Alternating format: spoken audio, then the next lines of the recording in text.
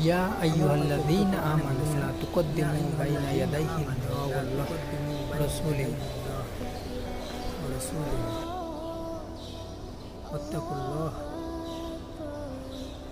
সুতরাং এই আয়াতের মাধ্যমে বোঝানো হয়েছে, এখানে বলা হয়েছে হে মুমিনগণ, তোমরা আল্লাহ ও তার রাসূলের থেকে আগ বাড়িয়ে যেও না। তোমরা আল্লাহকে ভয় করো, কেননা আল্লাহ তাআলা সব কিছু জানেন এবং শোনেন।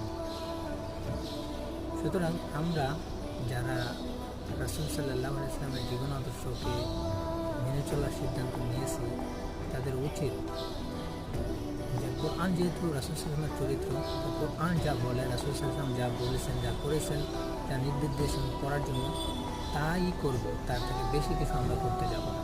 তাহলে কিন্তু এই আয়াতের বিরুদ্ধে হয়ে